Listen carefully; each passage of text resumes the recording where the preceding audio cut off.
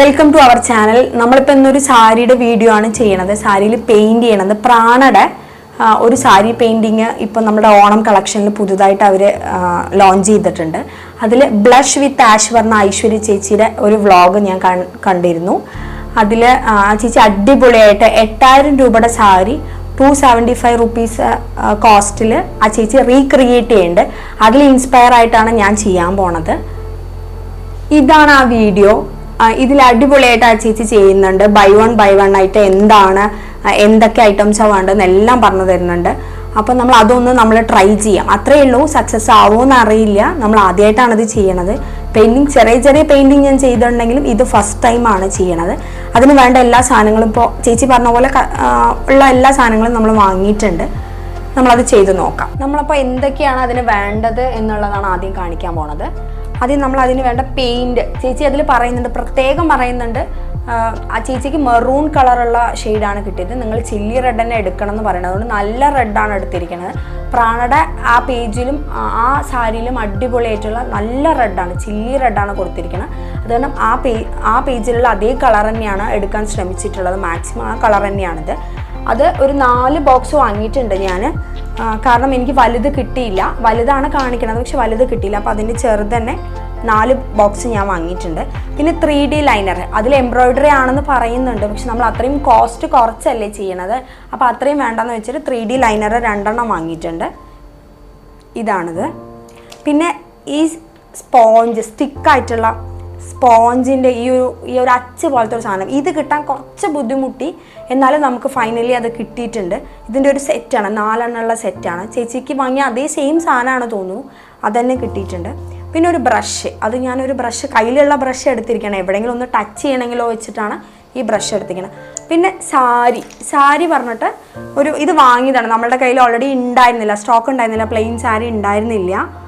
Use ചെയ്ത സാരീസേ ഉണ്ടായിരുന്നുള്ളൂ. ഈ സാരി ഒരു 300 രൂപ കൊടുത്ത് നമ്മൾ ഒരു കടയിൽ നിന്ന്, ചെറിയൊരു കടയിൽ നിന്ന്, സാധാരണ ഏറ്റവും കുറഞ്ഞ ക്വാളിറ്റിയും അത്യാവശ്യം ക്വാളിറ്റി ഉണ്ടെന്നുള്ളൂ കാണാൻ. പക്ഷെ നമ്മൾ വൺ ടൈം അങ്ങനെയല്ലേ നമ്മൾ ഉപയോഗിക്കുകയുള്ളൂ. ഈ ഓണം കഴിഞ്ഞാൽ പിന്നെ നമ്മൾ മേ ബി ചിലപ്പോൾ നെക്സ്റ്റ് ഓണത്തിനായിരിക്കും എടുക്കുന്നുണ്ടാവുക. അതുകൊണ്ട് അങ്ങനൊരു ഒരുപാട് ഇൻവെസ്റ്റ് ചെയ്യാതെ ഒരു അത്യാവശ്യം നല്ല കാണാൻ ഭംഗിയുള്ള ഒരു സാരിയാണ് എടുത്തിരിക്കുന്നത്. അങ്ങനെ ഒരു സാരി, അങ്ങനെ ഇത്രയും ഐറ്റംസാണ് ഇനി വേണ്ടത്.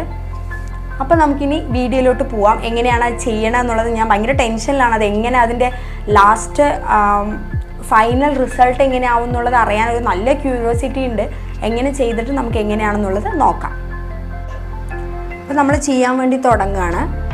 അതിലിപ്പോൾ നമ്മൾ അടിയിൽ ന്യൂസ് പേപ്പർ വെച്ചിട്ടുണ്ട് സാരിൻ്റെ. പിന്നെ അതിനിടയിൽ ഒരു പായ കൂടെ വെച്ചിട്ടുണ്ട്. കാരണം ടൈല് വൈറ്റാണ്, എങ്ങാനും അടിയിലായിക്കഴിഞ്ഞാൽ ബുദ്ധിമുട്ടാവും. അതുകൊണ്ട് ഇതെല്ലാം സെറ്റ് ചെയ്തു. ആദ്യത്തെ ഇതിൽ കുറച്ച് പോൾക്ക ഡോട്ട് ഉണ്ട്. ആ സാരിയുടെ ഫോട്ടോ ഞാൻ ഈ വീഡിയോയിൽ സൈഡ് കാണിക്കാം. അതിൽ പോൾക്ക ഡോട്ട് ഉണ്ട്. അതാണ് ആദ്യം നമ്മൾ വെക്കാൻ പോണത്.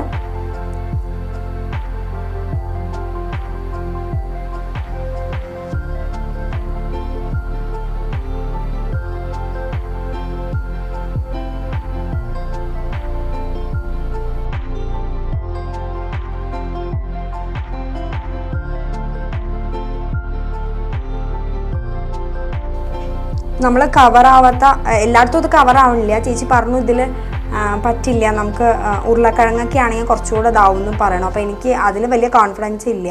അപ്പോൾ അതുകൊണ്ടാണ് ഇതന്നെ എടുത്തത്. അപ്പോൾ നമ്മൾ കവറാവാത്ത ഭാഗം ഒന്ന് ബ്രഷ് വെച്ച് ടച്ച് ചെയ്യണം. നമ്മൾ ഈ എൻഡിൽ വേറൊരു ഇതാണ് സൈസാണ് വെച്ചത്. അത് കുറച്ച് വലുതായി എന്ന് തോന്നി. അതുകൊണ്ടാണ് നമ്മൾ അവിടുത്തെ ബാക്കിയൊക്കെ ചെറുത് വെക്കാൻ വിചാരിച്ചു.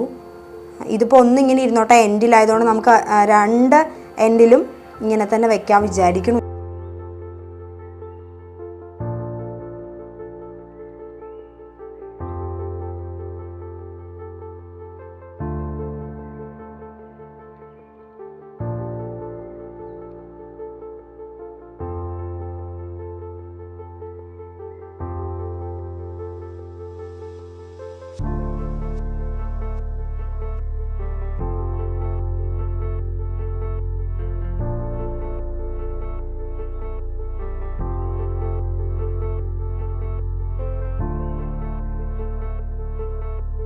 അപ്പോൾ നമ്മൾ പൊട്ട് സാരി പ്രാണയുടെ അവർ ലോഞ്ച് ചെയ്ത പൊട്ട് സാരിയുടെ പോൾക്ക ഡോട്ടിൻ്റെ ഭാഗം കംപ്ലീറ്റ് ഫിനിഷ് ചെയ്തിട്ടുണ്ട്. ഇതുപോലെയാണ് ഫൈനൽ വരുന്നത്. ഇനി നമ്മൾ വലിയ വലിയ ഇത് വെച്ചിട്ട് ഇംപ്രഷൻ വെച്ചിട്ട് ചുറ്റും ചെറിയത് വെക്കാൻ പോവാണ്. പോൾക്ക ഡോട്ടിൻ്റെ പണി കഴിഞ്ഞു. ഇനി നമ്മൾ അതിലോട്ടാണ് കിടക്കുന്നത്.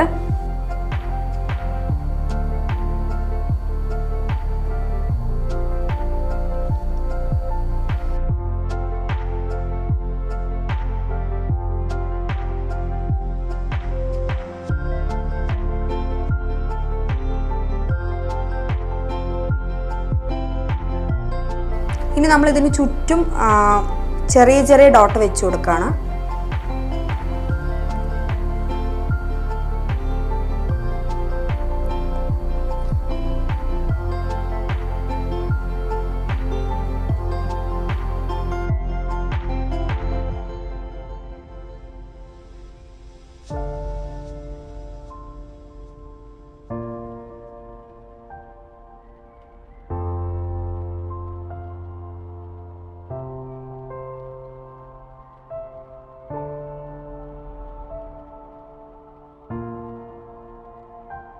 അപ്പോൾ നമുക്ക് ഓൾമോസ്റ്റ് എല്ലായിടത്തും അങ്ങനെ ഈസി ആയിട്ട് ചെയ്യാൻ പറ്റുന്നുണ്ട്. നമുക്ക് ഫ്ലവറൊക്കെ അടിപൊളിയായിട്ട് ചെയ്യാൻ പറ്റുന്നുണ്ട്. പോൾക്ക ഡോട്ടും കഴിഞ്ഞു.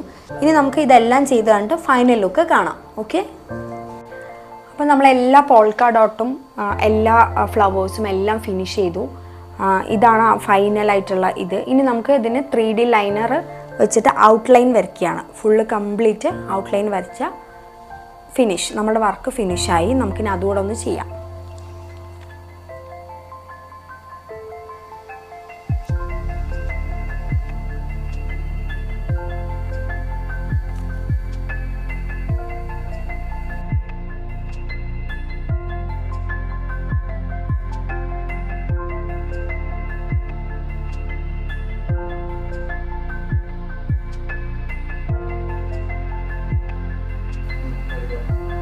അപ്പോൾ ഇതാണ് ഫൈനൽ ലുക്ക്. എല്ലാം ഔട്ട്ലൈനും വരച്ച് കഴിഞ്ഞു.